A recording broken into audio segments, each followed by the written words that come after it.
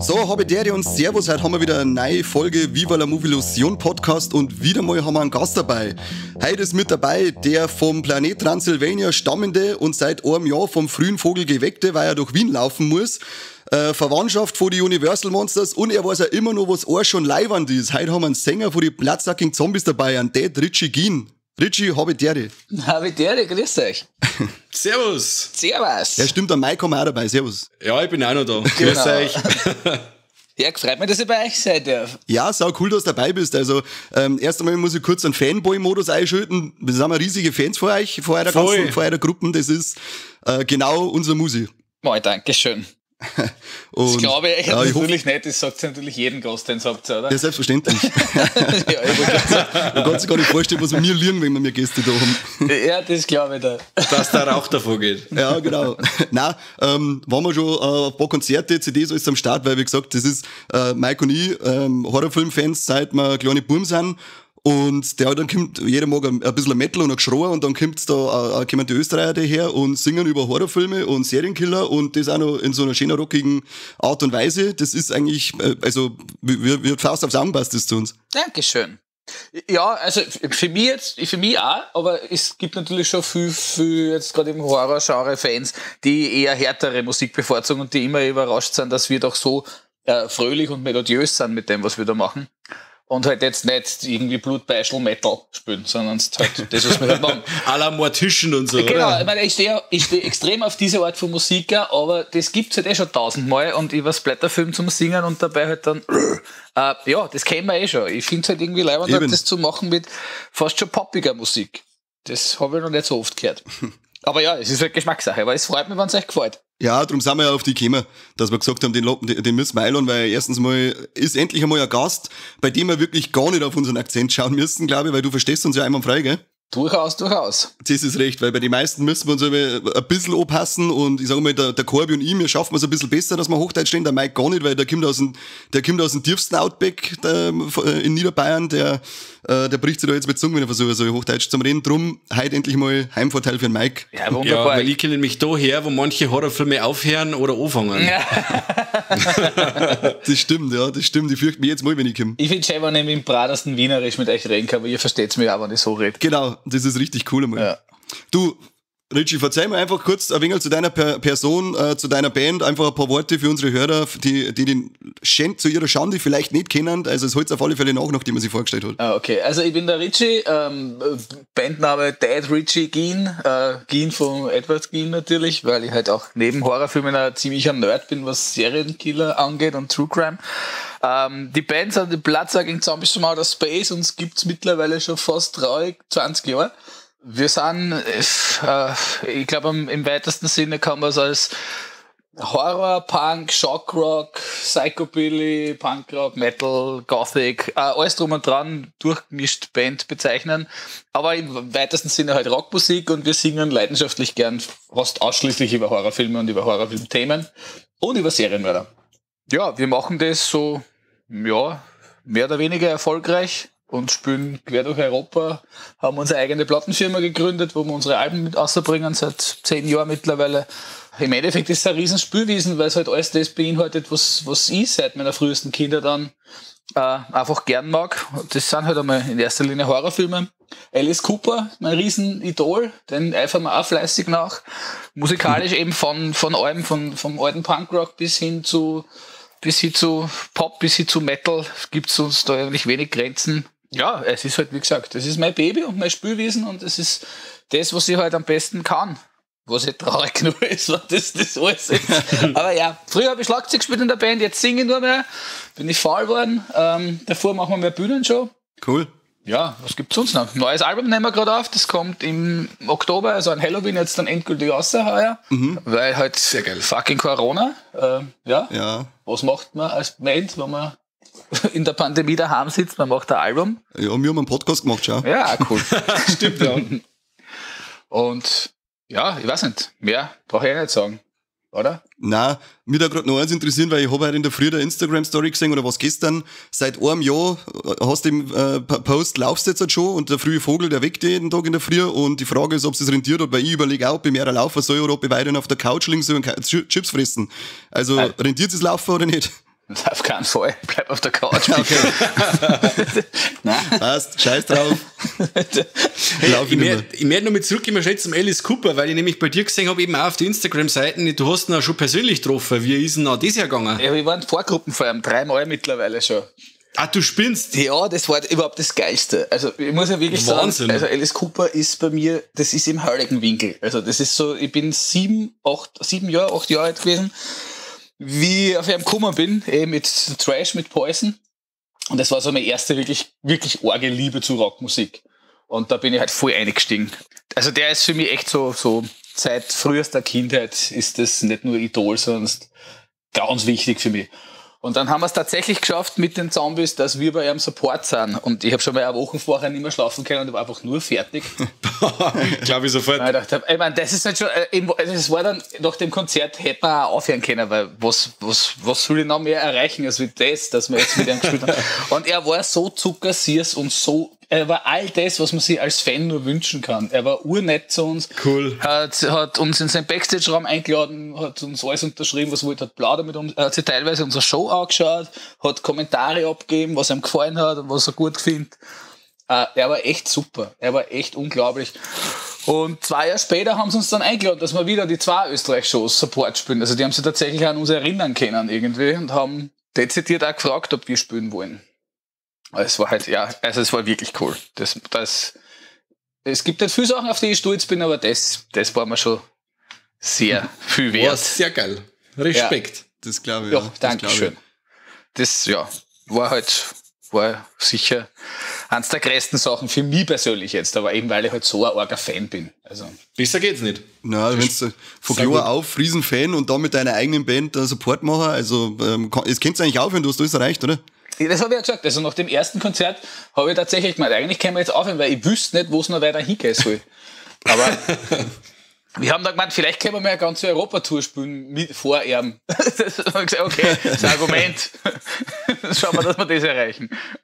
Ja, schon, ja. Und dann 8 Welttour. Ich drücke euch dann. Ja. Also, es kriegt jetzt auf alle Fälle nochmal einen richtigen Bekanntheitsboost, indem du bei uns auftrittst und das eben bewirbst, weil. Ja, das erhoffe ich mir. Ja, der beste Podcast der Welt, besser eine Promotion kriegst du nicht als bei uns. Das wollte ich gerade sagen. Das glaube ich auch gleich.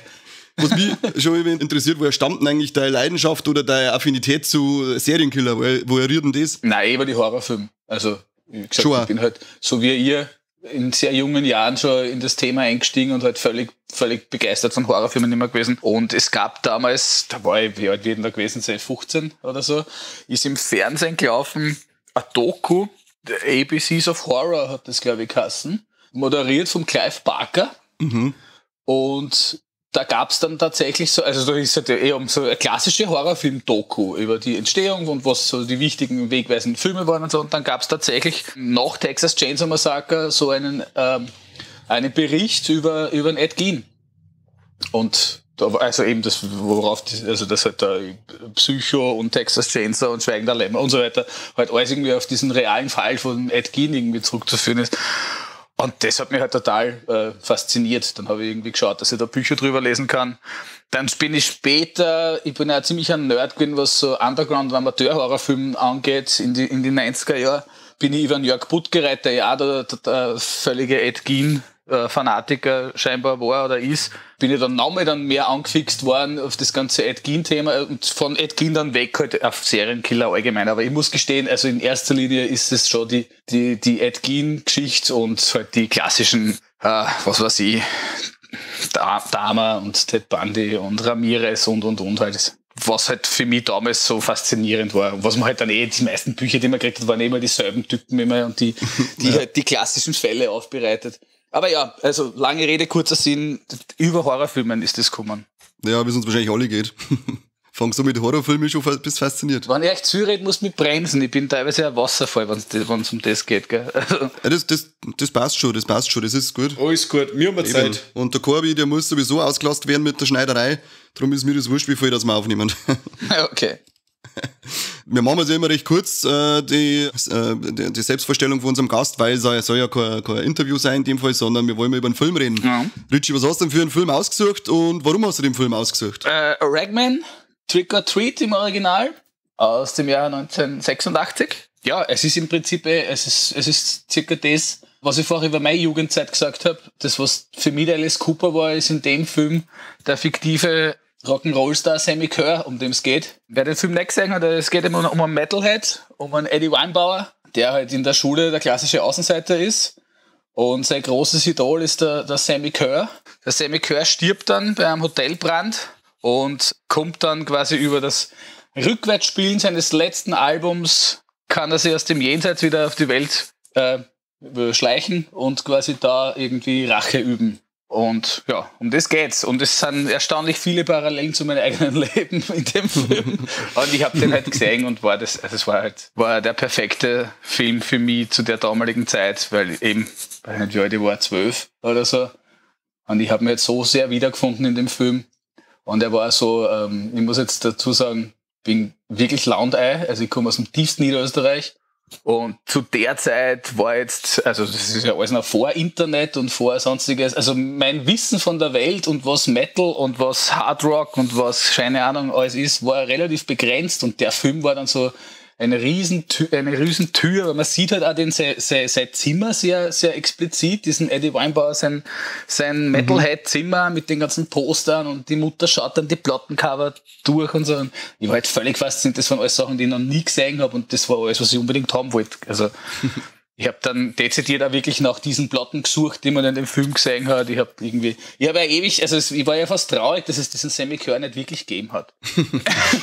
Ja, aber das kennt, glaube ich, jeder, weil Mike und ich sind ja aus dem tiefen Niederbayern und da bist du eigentlich, wenn du Rock hörst, Metal hörst und lange Haare hast, du bist ziemlich allein unterwegs gewesen. Da hast du schon ein bisschen suchen müssen, dass du ein paar Gleichgesinnte findest. Ich war totaler Außenseiter. Also ich bin der einzige Junge, der einzige männliche Schüler, der einen Ohrring gehabt hat mit 12. Weil ich mir den halt unbedingt eingebildet habe und meine Eltern haben sich nicht erwehren können, dass ich mir halt einen Schießen habe lassen. Klassisch beim Juwelier, wo man das halt so gemacht hat damals, ne? Ja, genau.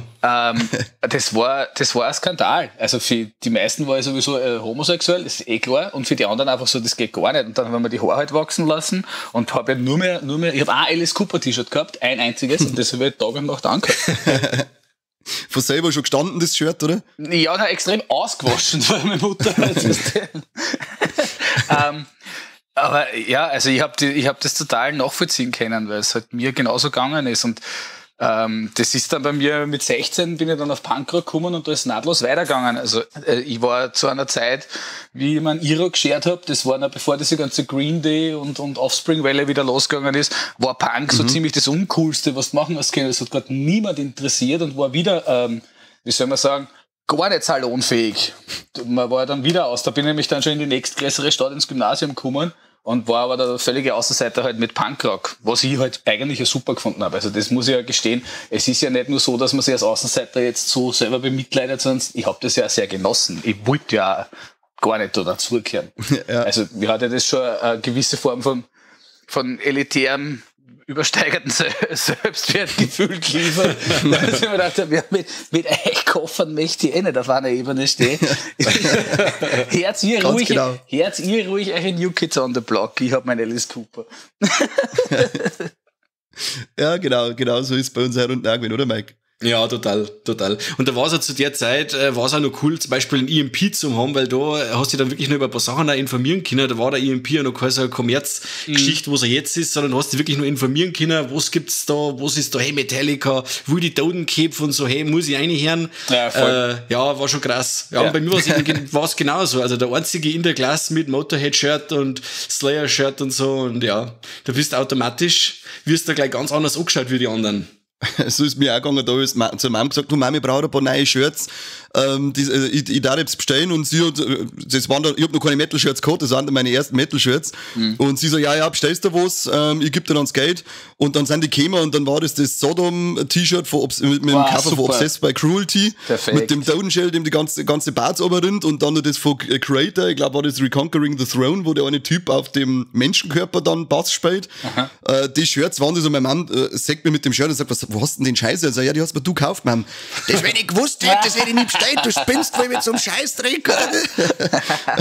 Perfekt. Ja, meine Eltern waren relativ liberal. Eigentlich, also ich muss vorausschicken, mein Vater ist selber Musiker gewesen auch und hat in so Prog-Rock-Bands irgendwie gespielt, also so riesen Jethro Tull und wie soll ich das heißt, das Zeugs-Fan. Also ich bin eigentlich mit Rockmusik groß geworden und lange Haare und Led Zeppelin und das war alles völlig okay. Alice Cooper war das erste Mal, wo ich ihn kitzelt habe, das hat ihm nicht geschmeckt, weil für ihn war halt das Schreckgespenst der 70er. Mein Vater hat, glaube ich, diesen ganzen das ganze Image halt total gefressen vom Alice und hat das auch ein bisschen zu ernst genommen. Also für ihn war der schon eher so ein bisschen ein schlechter Einfluss auf mich, dass ich vor allem jetzt gerade so sehr auf den stehe. Bei Punk war es dann komplett aus. Also das hat er überhaupt nicht verstanden. Vor allem, ich war 14 oder so und halt voll nur Nietenkaiser und Iro und irgendwie Org. Und ich war ja völlig naiv. Dieses Handel voll Punks, die da reingelaufen bin, die mich quasi unter die Fittiche genommen haben, die waren alle viel älter. Ja, klar waren das lauter Giftler, das hab ich aber nicht gecheckt, dass die alle drucken. Das war mir nicht bewusst, mein Vater aber schon, der hat nur gesagt, Alter, ich huck da mit den Junkies von den Kirchen voneinander. Und ich hab gesagt, die sind urlieb, die sind super. Also jetzt im Nachhinein, ja, es hat dazu geführt, dass ich mit 16 von daheim ausgezogen bin, das erste Mal. Im Nachhinein jetzt betrachtet, verstehe ich das natürlich alles viel besser und kann es auch anders sehen. Damals war das halt für mich so, ja, keine Ahnung, Provokation halt, super. Ja, völlig. Du bist dann mittlerweile selber Vater, oder? Was bin ich? Bist du selber ein Vater? Ich bin nicht deppert. Okay, passt. Ja, nein, ich würde deine Watschnopp. Nichts gegen Leute, die gern Kinder haben, aber ich nicht, nein. Okay, passt. Ja, der Mike ist jetzt gerade der einzige Papa in der Runden. Also meine Freundin droht's mir noch an. Ich versuche aber nur die ganze Zeit zu sagen, wie toll das doch gerade momentan ist und das kann doch für immer so sein. Aber ich weiß ja nicht, ob ich dagegen ankomme. Also falls da die Folge da ist, Steffi, ist es alles gerade Spaß. Okay, nein, wie gesagt, ich wollte da jetzt niemand irgendwie zu nahe treten. Nein, aber das wollen alles gut. Für mich ist das Familienmodell von Kindern und so ist jetzt nicht so, ist nicht das, was ich gern hätte, glaube ich. Okay. Ja, ich bin ja selber noch halbwegs. Ja, das ist bei mir auch das Hauptproblem. Also ich gerade halbwegs, in meinem Kopf bin ich immer nur 12. Ich sag, solange ich über Busen und Zipfen lachen muss oder einen Schweiß, solange kann ich kein Kind nicht kriegen. Ja, aber es wäre auch schade, wenn man das aufgibt, oder? Ja, das sage ich auch immer. Hallo, wobei aber das wirklich cool ist, wenn du jetzt da so einen 3-jährigen Stopsel hast und kannst ihm dann einmal ein paar so Sachen neu bringen. Ich weiß, jetzt habe ich zur Zeit, also Freitag der 13. Shirt und dann sagt er, hey, wer ist denn das und was ist das? Oder Toxic Avenger Shirt habe ich, dann möchte ich auch wissen, wer das ist und wer der Darth Vader ist und so. Ist natürlich schon cool, wenn du sowas dann weitergeben kannst. Freude, wenn er groß ist und mit 16 dann Rosamunde Pilcher schauen will und nur mehr Heiner holt. Genau. Ja, schauen wir mal. Und für seinen alten Pap schauen sie dann recht, weil er immer nur die Hami-T-Shirts hat, die man mit 16 gehabt hat. Genau, Papa, was holst du da schon wieder für ein Krawall? Ja, genau. Ja, aber das ist jetzt schon, also ich muss schon ehrlich sagen, ich find's, ich habe das schon gut gefunden, dass man damals mit relativ einfachen Möglichkeiten ein bisschen rebellieren hat können. Und die Möglichkeit hast du heute gar nicht mehr. Also, ob du jetzt heute mit 14 einen Iro schneidest, ist an jedem scheißegal. Das interessiert auch keinen. Es ist auch jedem scheißegal, ob du die Uncut-Fassung von Dawn of the Dead dein eigen nennen darfst, weil ja, von jeder, der einen Internetzugang hat mittlerweile. Das war halt damals schon einmal was anderes. Drum, es ist halt einfach anders, aber ich beneide jetzt unter Anführungszeichen die Jugend nicht. Ich finde, es ist ja noch einiges geraubt worden durch diese viele Freiheit, die wir jetzt dazu errungen haben. Deswegen sage ich ja, ich glaube jetzt als Vater oder so, sein Kind halt mit den Sachen, die für uns halt arg waren, jetzt, dass die automatisch damit groß werden. Es kann sich rächen, aber irgendwie will man doch auch als Jugendlicher dann rebellieren. Was würde denn der machen zum Rebellieren gegen so einen Vater wie die, Mike? Mal ehrlich. Wir rebellieren dann miteinander gegen die Mom. Ja, der braucht gerade Hip-Hop hören, oder? Dann rebelliert er schon gut gegen die. Dann ist ganz aus. Okay. Dann ist ganz aus. Na gut. Ja, jetzt haben wir wieder sauber abgeschweift, der Klassiker, gell? Gehen wir mal wieder ein bisschen auf den Film zurück. Wie ist bei dir, Richie? Bist du auch wieder Eddie in der Schule gecancelt worden und gehaut worden, oder warst du einfach nur der stille Außenseiter, der halt einfach da war und es hat keinen wirklich interessiert, aber es wollte auch keiner mit dir reden? Ja, Eselsbank ganz hinten alleinig und gehaut bin ich nicht worden, cancelt so ein bisschen, aber hauptsächlich ignoriert eigentlich, oder halt so als der creepy Sonderling, was mir ja eigentlich gefallen hat. Also das Image habe ich ja ganz gern mögen, dass die Leute finden, dass ich unheimlich bin. Ja, das war immer gut, das war bei uns auch. Metal-Shirt, Springerstiefeln dazu als Rocker, brauchst du auf alle Fälle. Und dann warst du erst einmal ein Nazi, wenn du Springerstiefeln angehört hast. Weil ich sage, ja, ich weiß jetzt auch nicht, aber nein, das bin ich ganz sicher nicht. Und ja, und recht viel zurückgegangen sind sie auch nicht. Man hat sich dann, wenn man da mal vor allem auf Festel war, so wie grausam, weil es ist gegangen, die ersten 3 Bier, dann haben die anderen haben dann ihre Grenzen auf einmal aktiviert, und ja, wie wir schon waren beim Rebellieren, hat er dazu gehört, dass man seine Grenzen nicht kennt, gell? Und dann ist losgegangen, dass du allein irgendwo miteinander hängst, weil du ständig heimlich voll warst. Ja, das war bei mir dann so ein bisschen später dann mit dem Wecke und so, war ich halt totales Opfer. Ich weiß nicht, wie alt seid ihr, Jungs? Ist jetzt ein bisschen jünger als ich, glaube ich. 37. Okay. Ich 33. Ja, okay, na gut, du bist ja wirklich ein Jungspund, mit dir rede ich nicht mehr weiter. Gut, dann schmerzt bei mir zwei. Genau. Soll ich was zum Trinken bringen, oder wie schaut's aus? Nein, aber also ich bin 79 geboren, also ich wäre jetzt 42, und wie ich so in der Stadt, wo ich ins Gym gegangen bin, das war Wiener Neustadt, da war damals gerade der Gottfried Küssel, der ist euch vielleicht ein Begriff, einer der bekanntesten Neonazis, mit seiner WAPO, das war eine Wehrsportübungsvereinigung, Neonazi-Partie, hat damals gerade in Wiener Neustadt sein Stammlokal und sonstiges gehabt. Also es heißt, dort in dieser Stadt ist eine ganze Horde an wirklich bösen Nazis umgerannt. Und da war ich als 14, 15, 16-jähriger Punker natürlich wunderschönes Opfer. Das heißt, ich hab Gott sei Dank schnell laufen können. Aber das war halt schon, also das kann man sich heute, glaube ich, gar nicht mehr vorstellen, dass wenn du jetzt daheim stehst, irgendwie den Iro aufstößt, deine Boots anziehst, dein Sex Pistols T-Shirt zum Weggehen am Abend, und du weißt, irgendwann zwischen 7 am Abend und 11 am Abend, du wirst irgendwann einmal um dein Leben rennen müssen.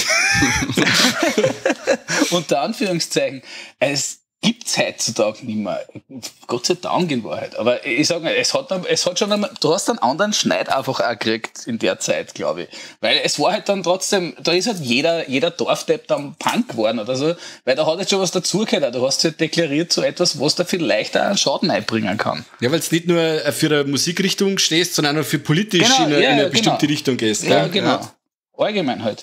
Ja, es war bei uns auch wann war das? Bis vor zwischen 15 und 20 Jahren im Buisting. Mike, du wirst es auch noch wissen, oder? Die Kameradschaftsscheiße, die da hinten unterwegs war. Ich war vor dem ganzen Rechten so weit weg, da weiß ich gar nichts. Ja, gut, so, ich habe nämlich da 2 Leute kennt, die dann irgendwann vor dem Scheiß Gott sei Dank ausgestiegen sind, und der hat auch Geschichten erzählt, wo du echt denkst, wie kann man so weltfremd eigentlich nur sein? Wie kann man so dämlich einfach nur sein? Und da ist auch zugegangen. Das ist also da bin ich auch ziemlich froh, dass es so einen Scheißdreck mittlerweile nicht mehr gibt. Mhm. Ja. Oder zumindest ist mir nichts bekannt in der näheren Umgebung. Du hast ja da bei uns da in Niederbayern hast du natürlich deine rechts angehauchten CDU-Affen überall. Sie sind zwar keine Nazis, aber diese richtig krasse Neonazi-Scheiße hast, glaube ich, oder zumindest bei uns in der Umgebung nicht mehr so extrem, wie es vor 15 bis 20 Jahren bei uns noch gehabt hast. Ja. Ja, Gott sei Dank hat sich das aber ich meine, das ist immer noch da und wahrscheinlich auch ziemlich am Vormarsch, muss man ehrlicherweise sagen, nur man erkennt es einfach nicht mehr so schnell. Sie sind halt, also sie haben sich optisch verändert. Ja, wurscht, es ist halt wie es ist. Das stimmt, ja, das stimmt. Ja. Wedert man einfach weiterhin dagegen und schauen wir, dass man jedem ein bisschen ein Hirn nicht einprügelt, aber einredet. Ganz genau. Aber eher so viel zum Thema eben, wie da man gehänselt worden ist oder kaut worden ist oder so, das war bei mir halt dann eher später, dass es dann wirklich gefährlich worden ist. Das war aber dann zur Punk-Zeit und nicht zu Alice Cooper, Hard Rock, Heavy Metal Zeit. Und so wie halt in Ragman, wie in dem Film, aber das wird sie kennen, diese klassischen Highschool-Filme aus Amerika, so hat es halt bei uns ja nie wo ausgeschaut. Also es hat ja nie wo so einen Schulball gegeben oder so, wie in diese Filme, oder? Also zumindest bei mir nicht, ich habe sowas nicht gekannt. Einen Abschlussball hat es halt gegeben, aber der war halt nur für den letzten Jahrgang, aber so einen jährlichen Schulball hat es bei uns nicht gegeben, ne? Ja, also wie gesagt, bei mir hat es das alles in der Form so gar nicht gegeben, oder ich war einfach nicht eingeladen. Das kann natürlich auch sein, was meine Außenseiterrolle wieder bestätigt. Du bist wieder mit den Junkies irgendwo am Bahnhof umeinander gehängt, während sie tanzt haben, oder? Ja, wahrscheinlich. Das war aber, ja, das war aber echt so. Ich habe relativ zeitig schon in meine ersten Bands zum Spielen angefangen. Da war ich 13, wie ich als Schlagzeuger eingestiegen bin in meiner ersten Band. Und die waren alle schon weit über 20. Sprich, mein Freundeskreis war halt so viel deutlich älter, dass ich automatisch ein bisschen auch den Kontakt zu meinen gleichaltrigen Leuten verloren habe, weil ich noch mit Älteren umgegangen bin und automatisch mich halt natürlich denen angepasst habe und auch so getan habe, wenn ich schon erwachsen wäre. Das ist immer gut. Habt ihr ein Ding auch gesehen, oder? Ein Ozzy Osbourne beim Ragman natürlich. Was sagt zu seiner Rolle? Ja, selbstverständlich, super. Geil. Super geil. Passt voll geil rein. Also, man meint ja, der Fürst der Finsternis müsste in dem Film dann, wenn es schon um Heavy Metal und Horror geht, da auch den Fürst der Finsternis raushängen lassen. Und was macht er? Er macht genau das Gegenteil. Finde ich saugeil. Weißt du, was das Geile ist? Er hat ohne Text gesprochen. Er hat einfach frei, er hat quasi selber seine Lines geschrieben und hat frei weggeredet, was er halt wollte. Und sie haben angeblich irgendwie fast 50 Minuten Material gehabt und das haben sie dann zusammengeschnitten. Ja. Da werden sie inspiriert haben lassen von Sachen, die wo ihm allerweil angekreidet und vorgeworfen worden sind, oder? Ja, 100%ig sogar, ja, voll. Aber wir haben ja nicht nur einen Ozzy dabei, wir haben einen Gene Simmons auch noch. Genau, ja. Als ein Radio-DJ. Nuke. Genau, der ist zwar nicht lang dabei, aber Gene Simmons ist an sich eigentlich schon ein cooler Schauspieler, weil er hat doch in die 80er, 90er, hat er doch hin und wieder mal in so ein paar so Actionfilme mitgespielt und so, also schon, dass er nicht mehr dabei ist. Ja, du. Aber der hätte er nicht sogar die Hauptrolle kriegen sollen? Ja, sie hätten damals für den Film, sie haben den Blackie Lawless von die Wasp gefragt, haben sie gefragt und dann irgendwann, das haben aber alle abgelehnt. Irgendwie. Und genau, und er hat es dann mal abgelehnt, der Gene Simmons, weil er gesagt hat, dieser DJ, das ist ja so ein Hommage an den bekanntesten DJ. Wolfman Jack. Ich weiß, wie dann. Wolfman Jack. Ja, genau, Wolfman Jack war's. Und darum hat er gesagt, hätte er lieber das, weil das für ihn dann, das war auch so ein Held für ihn und er wollte das dann praktisch als Hommage für den, wollte er lieber diese Rolle nur spielen. Genau, und der Blackie Lawless hat gemeint, wenn er die Hauptrolle spielt, dann will er auch mit seiner Band die Nummern singen und schreiben und irgendwie sind sie da nicht zusammengekommen, weil ich gemeint, nein, er singt sicher nicht, also er macht sicher nicht Lip-Sync zu Nummern, die es schon gibt, wenn er selber eine Band eigentlich hat, was ich auch verstehe. Ja. Ja, freilich. Aber finde ich eigentlich cool, an sich ist er dem Film zugute gekommen, weil ich finde, der Tony Fields spielt den Sammy Kurt ziemlich geil dann. Ja, voll. Voll geil. Halt, man merkt ihm halt den Tänzer an, weil die Moves, die er da macht, das ist außer David Lee Roth keine Kahn, der so auf der Bühne war. Aber ja, es ist schon geil, ist schon super. Ich finde es ja ziemlich cool, weil er ist doch dann so Elektrodämon ist jetzt halt einfach mal mit seinem Strom, wenn er da mit der Hand ins Klo einfällt. Ja, voll. Ja. Das ist so geil trashig, weil ich finde den Film, ich hab den jetzt sogar das erste Mal erst gesehen, ich hab den ewig lang schon auf der Watchlist und hab ihn irgendwie nie dazugekommen. Okay. Und dann schaust du noch und dann denke ich mir gerade wieder, das ist wieder so ein geiler Film, der ist nicht wirklich gut, er ist nicht, aber auch nicht wirklich schlecht, sondern er ist so ein geiler Partyfilm einfach, cooler Metal-Sound die ganze Zeit, du kannst ein wenig die ganze mit dem Kopf mitbängen und du kannst halt geil ein paar halbe mit ein paar Kumpels dazu saufen. Das ist einfach ein richtig cooler Partyfilm. Also ich finde persönlich schon, dass er eigentlich total unterschätzt ist. Ich finde, dass der Film hätte viel mehr Kultstatus verdient, als was er hat. Weil er, wie gesagt, er hat einiges auch vorweggenommen. Aber diese ganze Thematik da mit dem Strom vom Sammy Kerr, das ist ja nachher eigentlich 1:1 in Schocker genauso wieder kommen. Mhm. Genau, oder wenn er dann in den Fernseher reingelangt und da einen Ossi umbringt und so, das ist auch typisch Schocker. Das ist auch ziemlich nah an Nightmare on Elm Street 3 teilweise. Ich glaube, es war aber das Produktionsteam waren dieselben Leute wie von Nightmare 2. Und das war der Nachfolgefilm dann. Also man merkt schon ein bisschen, dass er halt ein Kind seiner Zeit da ist und wo der angesiedelt war. Ich glaube persönlich, aber ich glaube, das solltest du am Schluss fragen, oder? Was so die Negativaspekte sind. Ja, genau, das kommt am Schluss unser Beziehungsspiel. Okay, na dann hebe ich mir das noch auf. Da wir noch nicht spoilern. Okay. Aber wo wir noch gerade bei der Musik sind, den Soundtrack hat er Fastway gemacht und es ist quasi die Band und die hat den kompletten Soundtrack gemacht. Mhm. Das sind 9 Nummern und da haben ja auch bekannte Leute dabei und zwar der Fast Eddie Clark von Motorhead und den Sänger von Flogging Molly, wobei aber jetzt da einen Namen nicht weiß von dem Herrn. Das weiß ich auch nicht, aber das habe ich nicht gewusst. Also ich habe das jetzt auch, weil wir eben für den Podcast jetzt heute ein bisschen nochmal Infos aufgefrischt habe. Aber dass der Sänger von Fastway und dann der Sänger von Flogging Molly waren, das finde ich schon lustig eigentlich. Weil so ganz andere Richtung auf einmal einschlägt. Ja, voll, der ein ganz anderes Ort zum Singen, dieses Hair-Metal-Gejaule und so, es ist schon geil.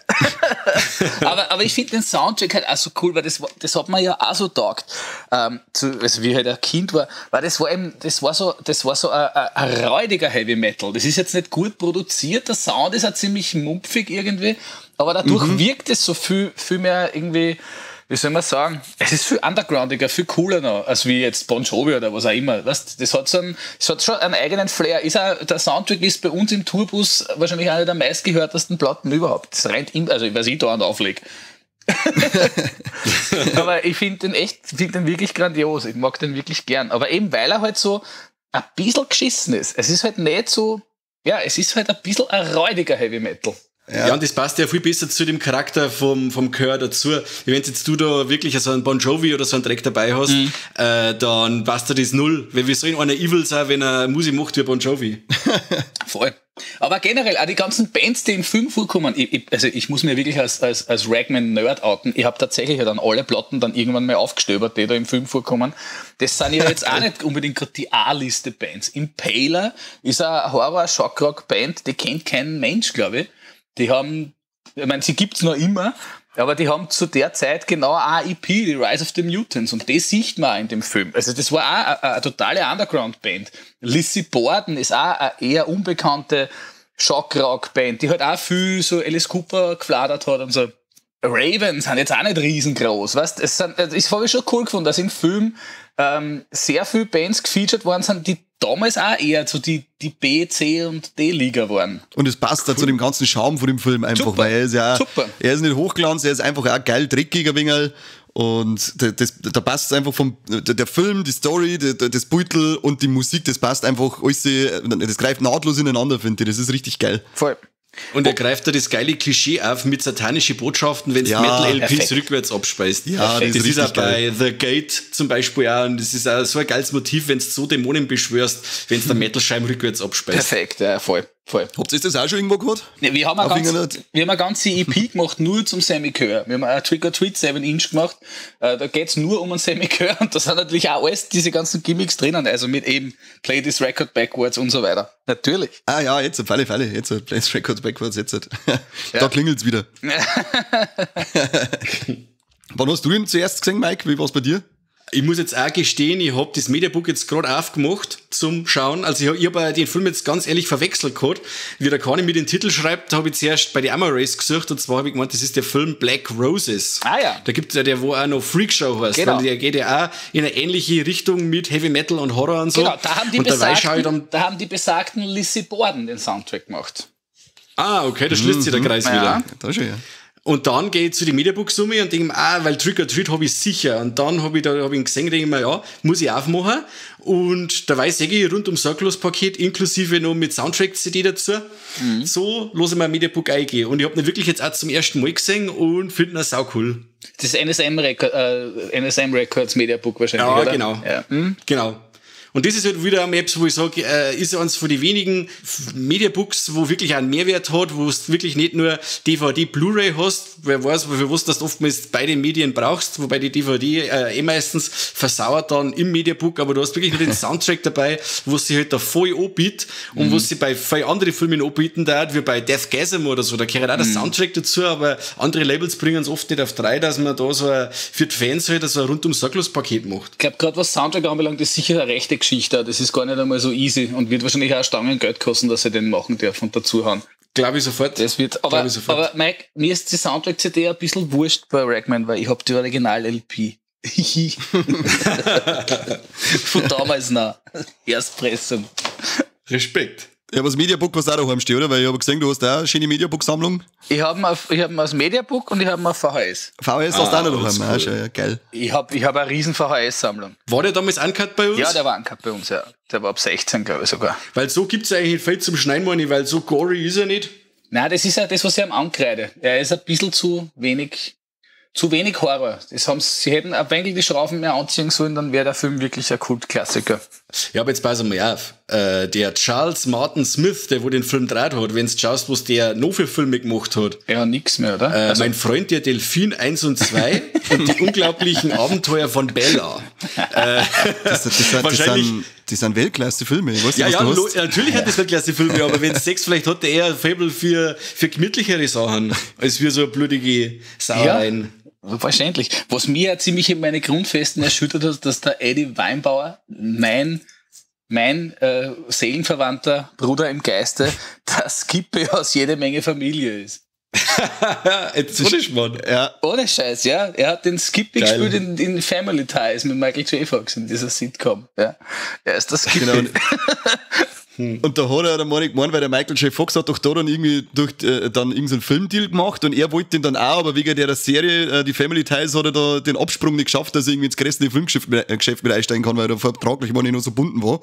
Da ist er nicht rausgekommen. Jetzt hat er Rackman machen müssen. Okay. Ja. Aber jetzt, wo wir gerade beim unnützen Wissen sind, und zwar der beste Freund vom Weinbauer, Ja. von unserem Ragman, der Glenn Morgan, der wo einen Roger spielt. Die Final Destination Film produziert. Ja, und war Regisseur vom Black Christmas Remake von 2006, der Ah, wo ja. richtig geil war, ja. Ja, stimmt. Der war ganz gut. Stimmt. Der Cool. ist super. Also das ist mein Lieblings-Weihnachts-Horrorfilm. Der 2006er Remake. Oder dann der letzte jetzt. Der Nein, da tatsächlich das 2006er Remake, weil Ja. ich finde den grandios. Ich finde der ist so geil. Einfach nur geradeaus Slasher, abmetzeln und überhaupt kein großartiges drumherum, sondern geradeaus ist der Film. Und das finde ich so geil bei dem. Ja, finde ich auch. Den letzten, den ganz neuen, das war. Nein, nicht ja. Nein, das war nix. Der Blumhouse Black Christmas war ein Riesenhaufen Scheiße. Ja, Entschuldigung. Voll. Der hat mich richtig grantig gemacht. Das ist ein richtiger Drecksfilm. Okay. Ja, ich habe ihn gar nicht so scheiße. Hast du den gesehen? Ja, ich habe ihn, glaube ich, gesehen. Aber ich habe ihn jetzt ich habe ihn nicht so scheiße gefunden. Ich habe ihn okay gefunden. Okay. Aber Dann rege ich mich einfach ein wenig ab. Jetzt trinke ich nochmal von meinem Gösser und rege ich mich wieder ein wenig ab. Na Wenn es gut, um Black Christmas geht, dann flippe ich aus. okay. Bist du so aggressiv? Wir haben Gäste da, reißt du mal ein bisschen Ja, zusammen. Entschuldigung. Nein, ich meine, ich muss jetzt sagen, gestehen, also, wenn ich einen Film wirklich einmal scheiße finde, dann muss schon viel passiert sein. Es gibt ein paar, wo ich wirklich, also das ist jetzt auch schon ewig her, aber wo ich wirklich fassungslos war, wie schlecht war das Prom Night Remake. Da war ich echt angefressen. Boah, leck, ja. Ja. Und der ist Stepfather noch unterirdisch. gleich hinten nachher. Ja, genau. Ja. Aber ja, es gibt schon eine Menge Filme. Aber den Black Christmas habe ich okay gefunden. Also der von 2016 habe ich definitiv besser Der gefunden. streicht da den Feminismus so dreckig aufs Brot, wo ich sage, hätten wir das nicht vielleicht auch ein bisschen subtiler machen können. Das können andere Filme ja auch ein wenig subtiler machen, aber der haut da das so richtig um und wie scheiße das die Männer sind und wie schlimm. Also, ja, ich weiß es auch nicht. War ich sehr enttäuscht von der Geschichte. Und ich bin ja eigentlich auch einer, der wo die Blumhouse-Grusel Jumpscare-Feste eigentlich mag. Weißt du, ich bin da jetzt auch nicht so wählerisch und die haben mir die gerne mal rein. Aber der ist bei mir direkt unten durch gewesen. Wegen am Feminismus vor allem, weil wenn es keine Hupen zum Sehen gibt, dann ist bei dir schon aus, oder wie? Ja, genau. ganz ist aus. Da regt er sich dann gerade auf, weil er ins Bad laufen muss und seine Männerbusen anschauen, damit er das gesehen hat. Die kann übrigens so hupfen lassen wie der The Rock. So, ja. Sehr gut. Der Man-Boobs Mike hat wieder zugeschlagen. Oh ja. Aber wie sind wir jetzt eigentlich auf Black Christmas gehen? Wir kommen jetzt eigentlich von Rackman zum Weihnachtsfilm. Wie ist denn das gegangen? Über den Roger. Der Regisseur, genau. Weil der beste Freund Ja, vom Eddie genau. Weinbauer der Regisseur war, scheinbar.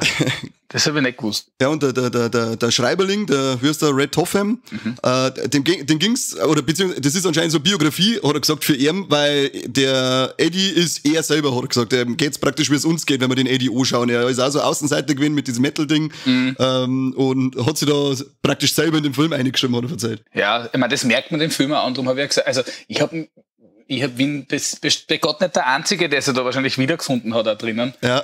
Das ist ja auch der Charme. Und ich glaube auch, dass der Film funktioniert, vor allem für ich sage jetzt einmal pauschal, unsere Generation oder halt die Generation davor, die halt in dieser Zeit auch groß geworden sind. Weißt? Also ich glaube, für einen heute 16-Jährigen ist das jetzt nur halb so interessant, das ganze Thema. Ja, und vor allem, Sicher. wenn er halt, genau, und wenn er halt vor allem, ich sage mal, ein normaler ist und ganz normale Interessen nachgeht, ich glaube, der stempelt so einen Film einfach nur als Scheißdreck ab. Ja. Und sagt, was mir jemand der jetzt sagen, weil er sich halt an null damit identifizieren kann. Ja. Was eigentlich schade ist, gell?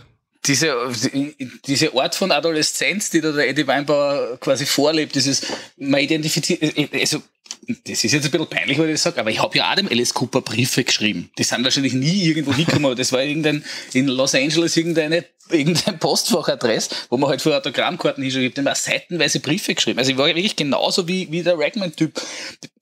Aber jetzt Hast du ihn auf der Tour nicht gefragt, warum er nicht zurückgestimmt hat? Nein, ich habe kein Wort also ich habe tatsächlich kein Wort rausgebracht. Also, Wie man das erste Mal drauf, ich habe wirklich eine Zeit lang gebraucht. Mein Bruder, der Mr. Evilize in meiner Band, das ist mein Bruder, der hat mich dann ein bisschen einpackt. Okay, du musst jetzt was reden. Ich kann nicht. Genau, Mr. Cooper, meine Briefe. Ich habe meinen ganzen Arm, also mein rechter Arm, die ganze Innenseite ist nur mit Alice Cooper Tribute-Tattoos voll. Die habe ich ihm dann irgendwie so unter den Nasen gerieben und habe gesagt, also, wenn man das unterschreiben kann und so, weil ich lasse mir das gleich nachstechen am nächsten Tag. Habe ich auch wirklich gemacht. Ich habe mir das Autogramm dann am nächsten Tag nachbecken lassen. Weltklasse. Ja. Aber ja, wie gesagt, wie in Ragman, diese Geschichte, dass man sich so identifiziert mit einem Rockmusiker oder mit irgendeinem, den man eigentlich gar nicht kennt, außer halt seine Platten. Weil das ist halt schon was man in diesem Film total merkt, diesen Zeitgeist, wie man damals als Musikfan, jetzt in diesem Fall Heavy Metal Fan, alles, was du über diese Band gewusst hast, ist auf diesem Album gewesen. Du hast nicht irgendwie, keine Ahnung, über Instagram den sein Frühstück da anschauen können oder sonstiges. Du hast nichts gewusst. Das war ein Mysterium. Eine Band war ein Mysterium. Und alles, was du wissen hast kennen, war auf dem Album drauf. Das war irre wichtig. Plattencover, Fotos von der Band, wenn da irgendwie ein Begleittext oder irgendwas dabei war, die Texte zum Lesen. Also das war urwichtig. Das macht man heute nicht mehr. Das gibt's, also schon, aber weniger halt. Das ist ein bisschen verschwunden einfach komplett. Genauso dann, wenn einmal im ORF bei uns irgendwas über Alice Cooper war und wenn so ein paar Sekunden waren, das muss man sofort aufnehmen und dass man das überhaupt einmal sieht. Weißt? Heutzutage ist das ja alles weg. Du kannst dir alles sofort anschauen, alles sofort anhören, alles sofort nachlesen. Aber damals hat man sich ja wirklich um jeden Bissen Brot quasi geprügelt, was man nur irgendwie erhaschen hat können von dem Thema. Und das, finde ich, fängt der Film auch schön ein. Auch wie dann der Tod von ihm im Fernsehen ist, weißt du, wie er da gerade irgendwie, oder die Diskussionsrunde eben in Osten, so, dass man da, genau das waren so das ist ja nicht Tag und Nacht im Fernsehen gelaufen, auch damals. Das heißt, ja, ab und zu nur hat man dann irgendwas über Heavy Metal einmal wo aufgeschnappt. Weil es ja trotzdem nicht so mainstreamig war. Das stimmt, das war bei uns einfach nur gute alte MTV-Zeit. Auf die Nacht hat man gewusst, wann war das Mike? Irgendwann um 10 Uhr läuft einmal Metal auf MTV und dann runtergerumpelt und die Stunde vom Fernsehen verbracht in der Hoffnung, dass man irgendwie 1-2 gute Metal-Videos einmal sieht. Genau. Oder VH1 war da auch super. Da hat es gegeben von 10 Uhr auf die Nacht bis um 6 Uhr in der Früh Metal-Videos.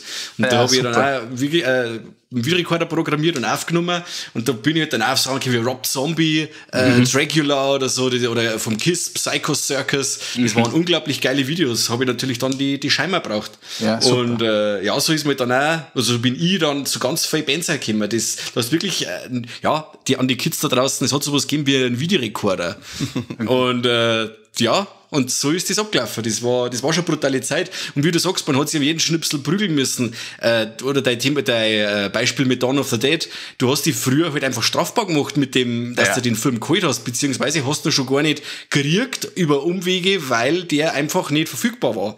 So und du hast den ganz anders zum Schätzen gewusst. Und der Film hat einen ganz anderen Kultstatus damals gehabt, wie den, was er heute hat.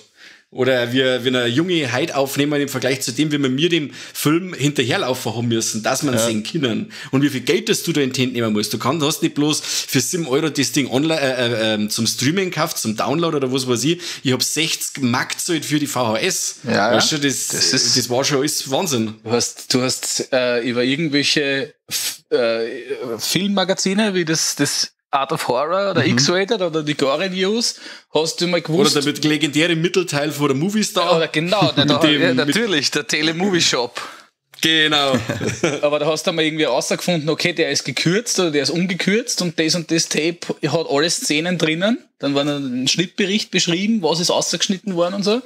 Und dann bist du auf die Jagd gegangen und das war, also bei mir war das, ich habe dann unter Anführungszeichen Horrorfilm-Dealer auffindig gemacht. Das war das Mandragora in Wien, ein eigentlich Comicladen, der hat auch viel, der hat damals die ganzen JPV-Tapes und so und Astro-Tapes dann später und so halt auch gehabt. Und der ist auch immer wieder auf Filmbörsen gefahren und du hast quasi dann bestellt und dann hast du gesagt, ja, ich suche Texas 2 in der niederländischen Fassung oder so. Und dann hast du einmal ein halbes Jahr gewartet. Ein halbes Jahr. Und dann hast du irgendeine angenudelte Kopie für 60 Mark gekriegt. Und egal wie gut der Film dann wirklich ist, er muss dir gefallen. Du hast ein fucking halbes Jahr drauf gewartet und du hast dein ganzes Geld gerade ausgegeben für das eine Tape. Der muss dir gefallen. Es ist mir unzählige Male so gegangen. Aber genau deswegen schätzt man diese Filme auch so sehr, weil es war wirklich Arbeit und Aufwand und Geduld gefragt, um den überhaupt besitzen zu können. Und dementsprechend viel Respekt hat man dann trotzdem dem Werk gegenüber gehabt, weil Sonst müsste man sich ja eingestehen, dass man da jetzt ein halbes Jahr auf einen Schatz gewartet hat. Das stimmt. Das stimmt, da muss man jetzt aus Prinzip gefallen, ich habe schließlich Geld gezahlt. Ja, und ob das dann, also wenn man heute dann irgendwie, ich muss gestehen, so leidenschaftliche Horrorfilmsammler noch immer bin, ich bin aus diesem ganzen, also durch diese Internet-Communities und so, ich bin da echt ein bisschen ausgestiegen. Weil wenn es dann in den Foren zum Herumtraulen anfangen, ja, die Bildqualität ist so Arsch und das ist ja kein Blu-ray und da ist ein Aussetzer und das. Ich weiß nicht, bei meinen JPV-Tipps und die waren auch nicht billig, die waren so finster, dass du gar nichts erkannt hast. Ich glaube, die Szene ist drinnen, die ausgeschnitten war. Oder, oh ja, da in dem schwarzen Fleck, da tut sie was. Ah, passt, super, ich habe ja. Weil das hat damals schon gereicht. Und heutzutage, das kriselt ein bisschen, das ist nicht optimal und so. Das macht irgendwie keinen Spaß mehr. Das ist alles ein bisschen zu mädchenhaft geworden. Das stimmt. Bei mir hat es zum Beispiel ewig gedauert, bis ihr mir gecheckt habt, dass Braindead kein Schwarz-Weiß-Film ist.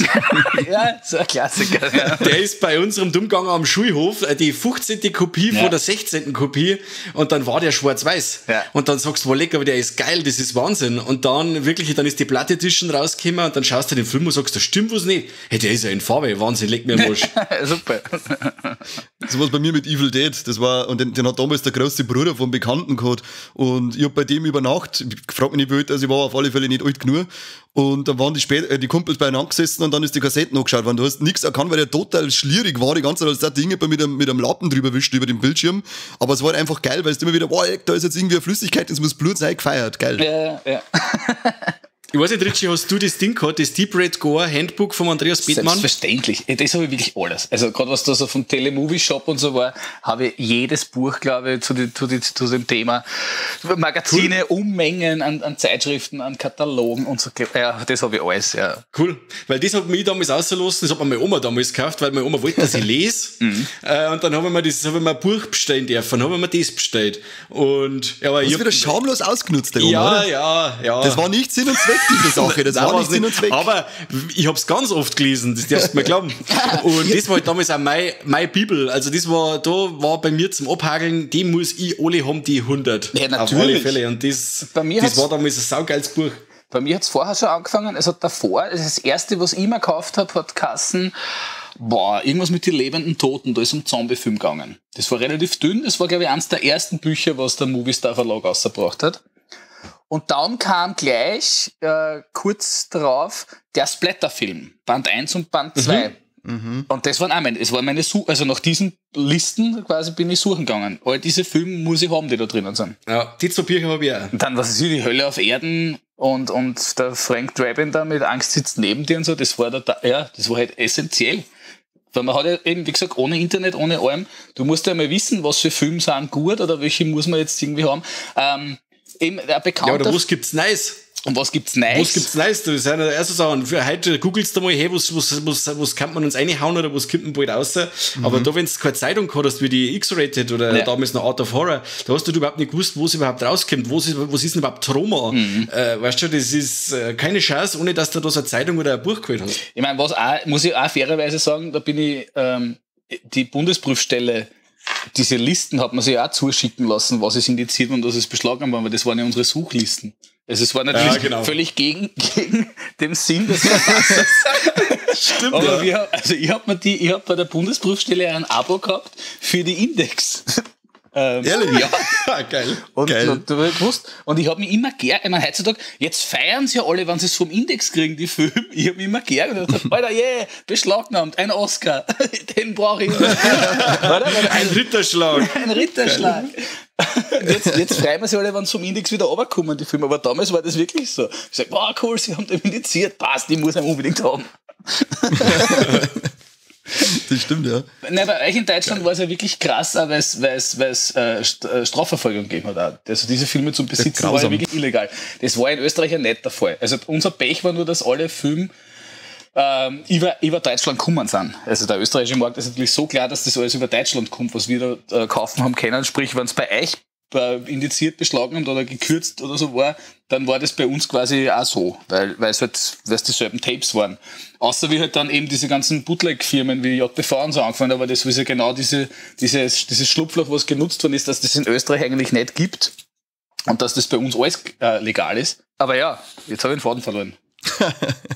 Ja, es haben aber mehrere solche Schlupflöcher genutzt, gell? Wenn du schaust, der Kregel mit seinem Astro, die haben ja dann auch die schwarze Serie gemacht, einfach kein Cover oder einfach nur ein schwarzes Cover mit dem italienischen Titel und was ich dann hast, was vielleicht noch kennt, wenn du die Kassetten umdreht hast, das sind die und die Battle, das muss der und der Film sein und das waren halt dann so kleine Schlupflöcher, die wo halt da auch bei uns in Deutschland genutzt worden sind, sag ich jetzt einmal. Ja. Habe ich alles. Und so. Steht alles da herum bei mir. Ich muss ja wieder sagen, weil viele Leute über den Kregel schimpfen und über sein Dawn of the Dead Kregel-Cut, das war die erste Version, die ich von Dawn of the Dead gesehen habe und für mich war der Film damals einfach so. Und jetzt, wo sie ihn so verteifeln, gut, es ist nicht die beste Schnittfassung, aber das war halt einfach damals für mich der Hammer, weil das war die Version, die wo ich, weiß ich nicht, 10 Jahre lang gesehen habe, bis einmal so eine alternative DVD dann rausgekommen ist. Meinst du diesen Ultimate Cut, wo da die Argento und die Romero-Fassung quasi alles zusammen ist? Mit jedem Schnipsel, genau. Ja, ich meine, der ist also ich habe das auch okay gefunden. Mein erste war, ich habe tatsächlich das alte Marketing-Tape, das beschlagnahmte, und zwar mit der Erstauflage, wo ein Tippfelder drauf ist. Wow. Da ist ein Tippfelder drauf bei Schieß mich tot, irgendwas, also im Kleingeschriebenen fällt irgendein Buchstabe. Ist das Marketing, das ist dann das Blaue, oder? Genau. Das blaue Tape, und da ist in der Erstauflage ist ein Tippfelder drinnen. Wenn Sie es genau wissen wollt, gehe ich es jetzt suchen. Nein. Das ist wie beim Münzsammeln, wenn du den Euro findest, der zwischen Ring und Mittelstück ein Loch drin hat. Nein, bei mir ist noch, meine Sammlung ist in 2er- und 3er-Reihen. Also die VHS sind alle dahinter, davor sind die ganzen DVDs und dann kommen schon Blu-Rays. Das tut aber weh, oder? Ja, aber für die Tapes habe ich echt sonst keinen Platz. Und ich kann es nicht irgendwo in Keller oder so geben. Ich würde bei mir haben, auch wenn es fast, ganz selten bocke ich mal wieder auf VHS aus und habe Lust auf VHS zum Schauen. Aber ja, sie sind halt in der zweiten Garnitur hinten angereiht. Aber es ist halt nicht so easy, die zum Finden jetzt auf die Schnelle. Das passt schon. Aber ist wurscht. Aber ich weiß, dass da ein Tippfelder drinnen war. Wie viele Filme hast du dann in deiner Sammlung ungefähr stehen? Boah, so um die 8000. Ja, Mike, der macht eine Konkurrenz. Cool. Auf alle Fälle. Ja. Stark.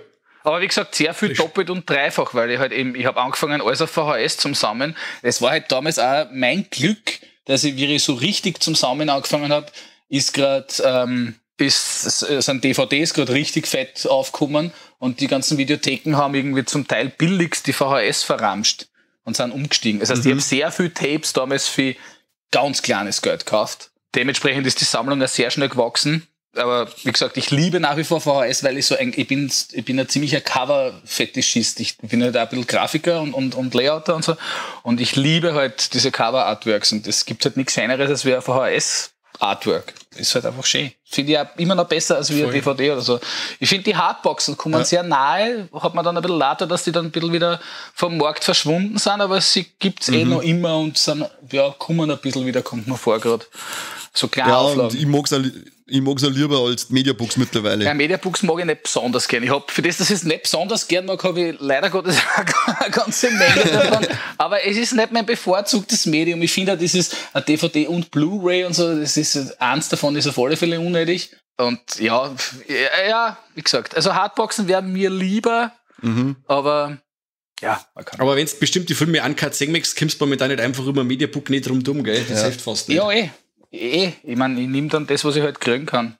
Es ist halt generell, ist jetzt ein bisschen, aber das ist halt auch unsere heutige Zeit. Durch das, dass die Leute nur mehr streamen und die Sachen nicht mehr kaufen, wird immer mehr eine elitäre Nische und die Preise klettern und irgendwann einmal macht es auch keinen Spaß mehr. Es macht auch keinen Spaß mehr, dass ich, wenn ich nicht schon ein halbes Jahr vorher oder einen Monat vorher vorbestellt habe, ich die meisten Sachen gar nicht mehr kriege, weil sofort ausverkauft sind mit Release.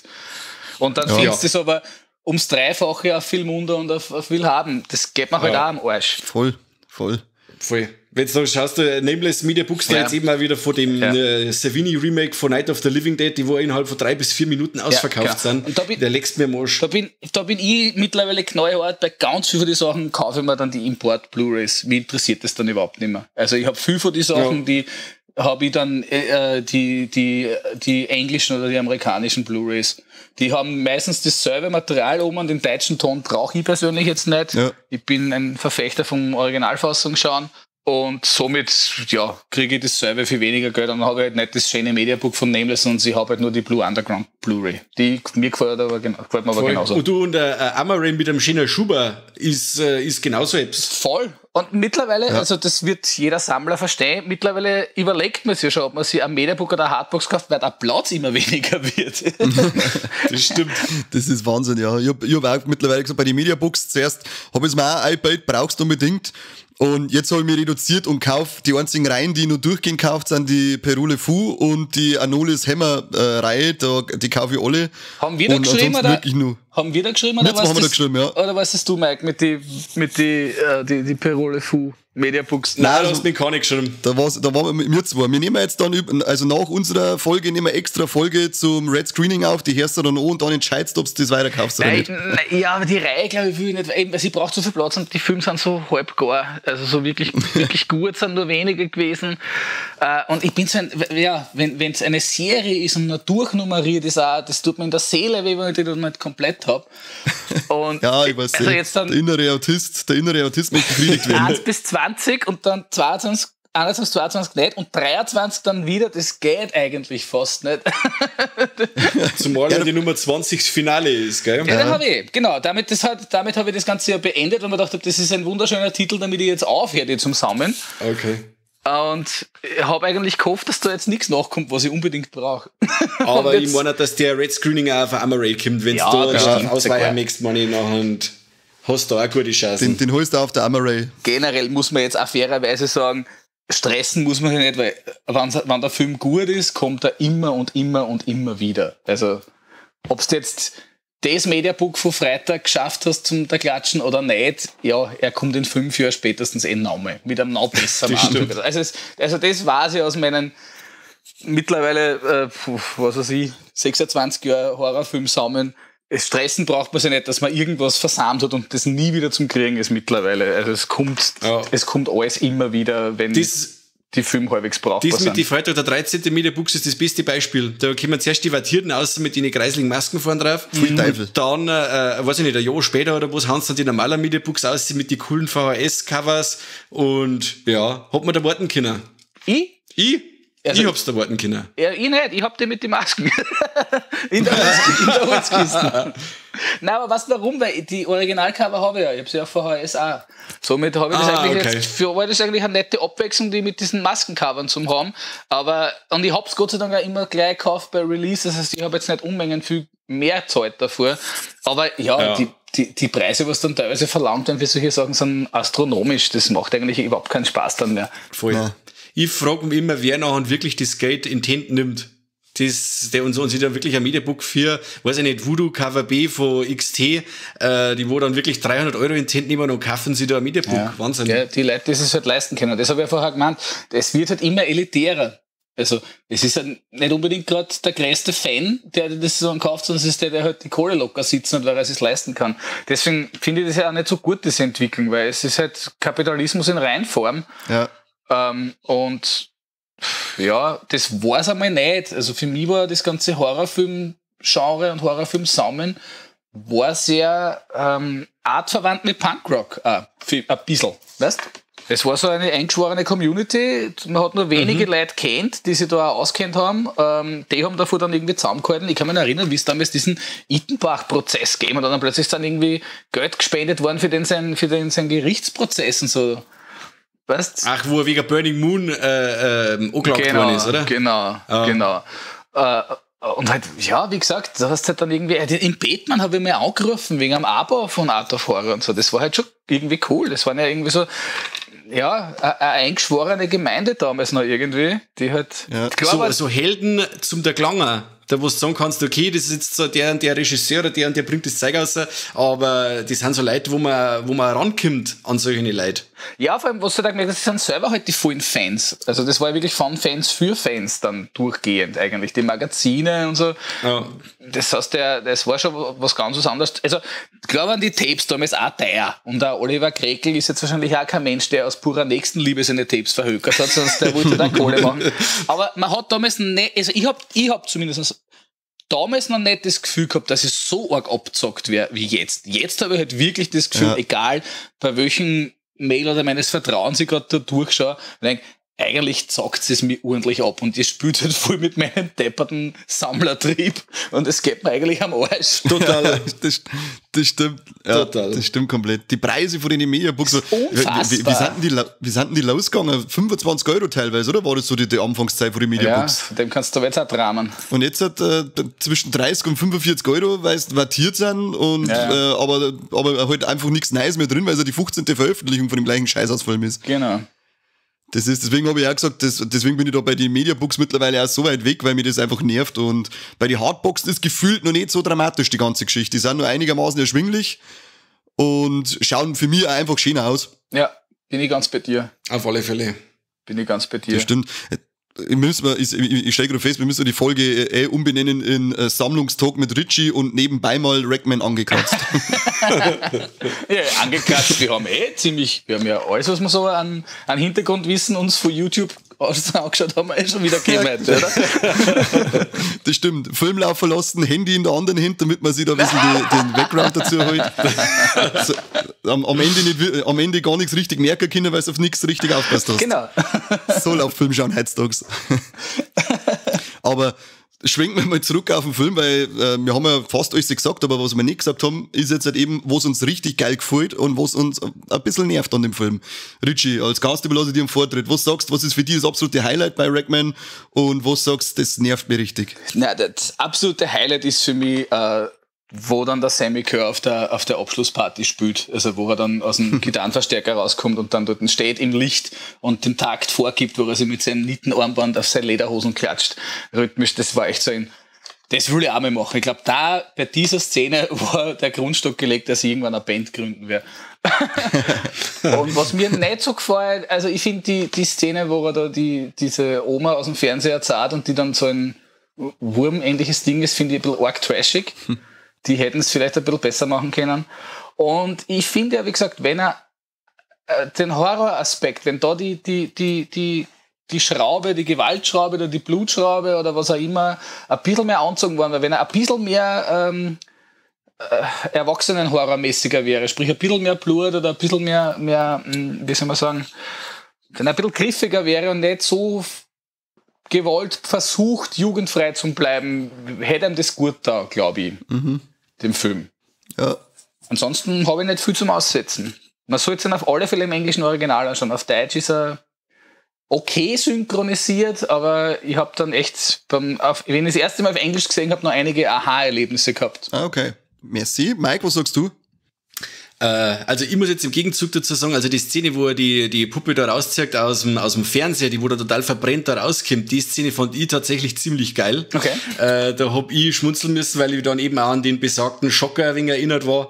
Die Szene fand ich super cool.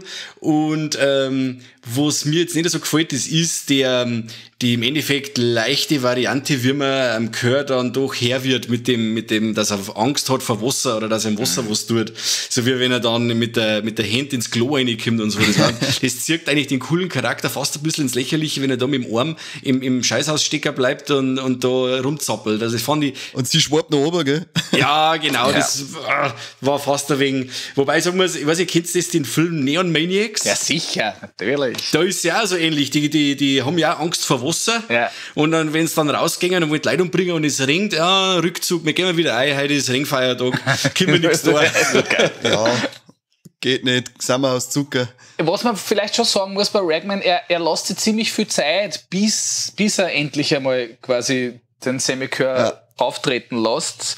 Und dann geht's verdammt schnell. Also, dass er jetzt dann quasi zum Morden beginnt oder zum Meucheln beginnt und bis dorthin, dass sie ihn wieder ausgeschaltet haben, das ist ja nur mehr 20 Minuten oder so vom Film. Und davor, das stimmt, ja. Das hätten's, andererseits, ich finde diese Zeit davor, wo es dieses Leben eines Metalheads irgendwie in den 80er Jahren in Amerika siehst, finde ich ja genauso spannend. Aber jetzt rein vom Horrorfilm-Aspekt her, haben sie sich am Anfang ein bisschen viel Zeit lassen. Und dann am Schluss, zum Ende hin, sind sie ein bisschen ins Schludern gekommen. Ja. Ich finde es auch cool, dass das Design vom Kerr, also erinnert mich total an den flippigen Computercharakter von Brainscan. Ich weiß nicht, den kennst du wahrscheinlich super. Auch. Und Trickster. Genau, finde ich auch, dass die schauen sich brutal ähnlich, die zwei.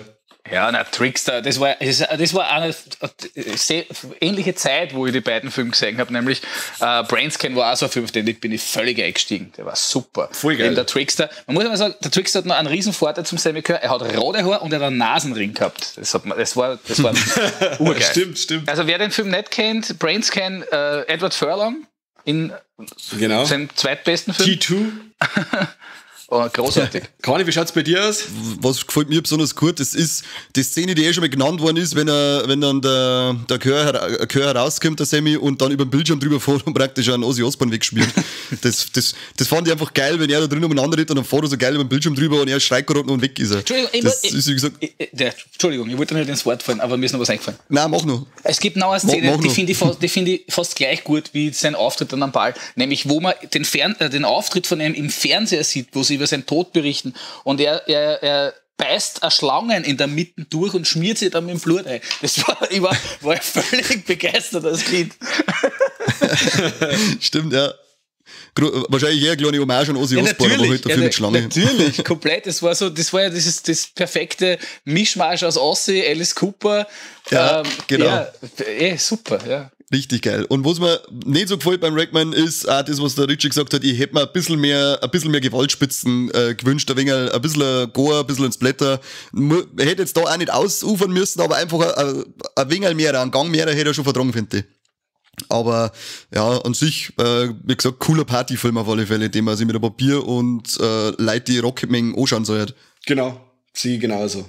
Das ist recht, also wir zwei uns einig sind. Ja, ich bin bei euch, das Jungs. ist wichtig, das Wichtigste. Zu dritt, ja, das ist schön. Ich bin bei euch. Passt. Das ist schön. Da darfst du jetzt noch unseren Triple Threat beantworten, Richie. Sag mal bei dem Film Titten. Ja, sieht man. Sag mal bei dem Film Entblößte Trompeten. Nein. Nix und haben wir tote Tiere. Nein, nicht, gell? Nicht. Also angedeutet im Off, würde ich sagen, oder? Naja, es ist ja in Weinbauer sperren sie ja nackt in den Turnsaal von den Frauen. Aber man sieht seinen Hintern. Aber ja, genau, seine Trompete versteckt, der Hammel. Ja. Und haben wir tote Tiere? Ja. 2 Ts von 3 erfüllt. Also eigentlich ist er später in der oberen Liga mit, würde ich sagen, wenn es nach unserer Bewertung da geht. Auf jeden Fall. Das ist die heilige Dreifaltigkeit der Filmbewertung in der Triple Threat von Viva la Mufillusion. Besser geht's nicht. Ja, wir kommen eigentlich schon zum Ende leider, weil es eigentlich eine geile Runden gerade ist und ich kann mich noch Stunden weiter unterhalten. Aber ich glaube, der Corby, der reißt uns einen Shell runter, weil wir jetzt schon bei einer Stunde 10 sind. Ja. Wir sollten uns einfach einmal im Monat treffen auf einen Tag. Ja. Ich hab's schon gesagt, der Richie hat sich nicht gescheit entscheiden können, welchen Film das er nimmt, und dann hätte ich schon vorgeschlagen, dann kommst du halt einfach nur mit zu uns, weil, weißt du, Kundenbindung ist ganz wichtig. Ja, nein, mache ich sehr gerne. Aber dann sucht ihr jetzt einen Film aus. Ja, okay, dann machen wir mir das nächste Mal, dann suchen wir mir das nächste Mal aus. Ich sage auf alle Fälle riesiges Dankeschön, Richie, ist sau cool, dass du da mitgemacht hast bei uns, hat riesen Spaß gemacht. Jo, vielen Dank. Ich sag danke, es hat mir auch sehr viel Spaß gemacht. Das ist super, das taugt uns, wenn die Leute Spaß haben bei uns. Und an unsere Hörer geht auch wieder mal fettes Dankeschön. Ihr wisst, was ihr zum da habt. Und zwar liken, teilen, kommentieren. Und das Gleiche macht's aber auch mit die Bloodsucking Zombies und kauft alle CDs. Nicht gerade digital, sondern das Zeug muss daheim im Regal stehen. So wär's, ja. So wär's richtig.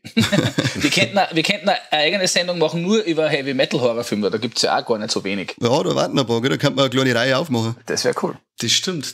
Da habe ich nämlich echt einen neuen Draht gefressen. So Heavy-Metal-Horrorfilm war ich eine Zeit lang total fixiert drauf, alles irgendwie zum Kriegen, was es gibt. Wie viel haben wir da ungefähr? Wie viele Folgen werden das?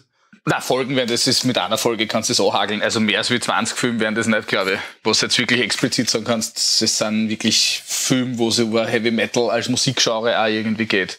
Aber so 20, 25 Filme werden das schon sein. Ja, und du kannst dir da über bestimmte Filme wie Rock'n'Roll Nightmare oder so mit dem Tor kannst du nicht so viel verzeihen. Super, naja, ja. Oder Hard Rock Zombies. Genau.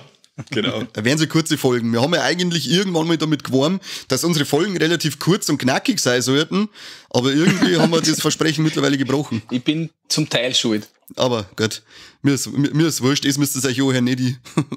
Okay, dann, wie gesagt, Richie, fettes Merci an die, fettes Merci an unsere Leute, die immer zuhören.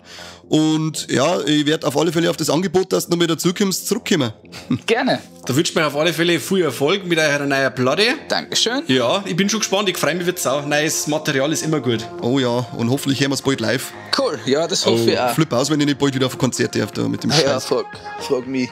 Das glaube ich. Okay, dann bis zum nächsten Mal. Passt. Bis bald, Jungs. Jo, servus Richie, auf Wiedersehen. Okay, ciao. Ciao.